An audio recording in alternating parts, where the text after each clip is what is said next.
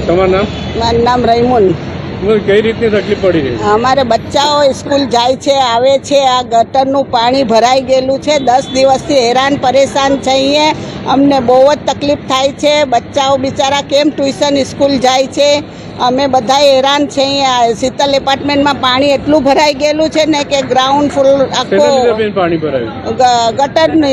ગટર તૂટી ગઈ છે બ્રિજ બનવાના કારણે. તો ક્યાં ક્યાં રજૂઆત કરી છે આની? રજૂઆત તો કરી છે અમે 2-4 જગાએ કરી છે. કોઈ અધિકારી સાંભળતા જ નથી ને કોઈ અધિકારી નથી સાંભળતા. આપનું નામ? સંજયભાઈ. સંજયભાઈ, શું તકલીફ પડી રહી છે?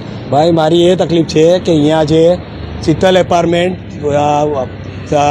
ગાંધી સર્કલ છે તો ત્યાં હું છે ત્યાં જ રહું છું.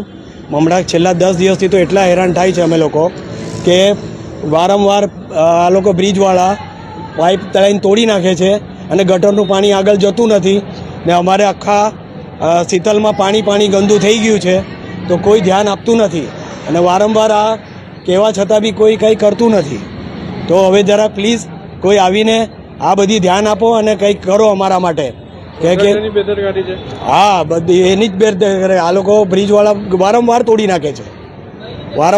નાખે છે, કોઈ ધ્યાન આપતું નથી આ વસ્તુમાં.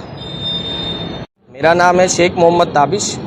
किस तरह की दिक्कत आ रही है? दिक्कत ये है कि गटर लाइन का जो पाइपलाइन टूटने की वजह से यहाँ पर टूटा इसलिए है कि वहाँ पे जो है क्या बोलते हैं ओवर ब्रिज का काम चालू है, जिसकी वजह से ये गटर लाइन शिफ्ट कर रहे हैं और गटर लाइन शिफ्ट करते समय जो है वहाँ पे जो मेन लाइन जो है टूट गई है और टूटने की वजह से 4-5 लाइन पाइपलाइन टूटने की वजह से जो है वहाँ पर गटर का जो चौकअप हो गया है तो यहाँ से पानी गटर का लाइन का निकलना चाहिए वो नहीं निकल रहा है और नहीं निकलने की वजह से जो है यहाँ पर पानी जो है वो जमा हो रहा है, जिसकी वजह से यहाँ पे आने और जाने में बहुत तकलीफ हो रही है। आप दिखा सकते हो यहाँ पर आने जाने के लिए कितनी प्रॉब्लम्स हो रही है और मेन एंट्रेंस है यहाँ पे बहुत सारी दुकानें हैं, वहाँ पर आने कस्टमर को भी आने जाने की तकलीफ हो रही है और ऐसे टेंशन में बच्चे आने सुबह स्कूल जाना रहता है, आना रहता है, बच्चे जाएंगे कपड़े खराब हो जाते हैं, जिसकी वजह से बहुत प्रॉब्लम। दूसरी बात ये है कि ये पानी जमा गंदा है, जमा होने की वजह से यहाँ से कीटाणु पैदा होते हैं, जिससे क्या बीमारी फैलेगी और बीमारी जो है ये यहाँ पे बच्चों को लगेगी या उनके पेरेंट्स को लगेगी या जो आने जाने वाले लोगों को लगेगी, जिससे बहुत सारी प्रॉब्लम्स खड़ी हो सकती है। और मेरी मांग ये है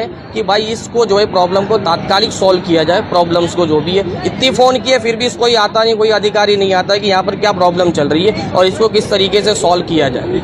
आज सुबह में आए, थोड़ा बहुत टेम्पररी काम करके गए, वापस से ये बोले कि वापस भर सकता है ऐसा बोल के गए, अभी कोई प्रॉब्लम सॉल्व नहीं हुआ। लास्ट 10 दिन से ऐसा प्रॉब्लम चल रहा है।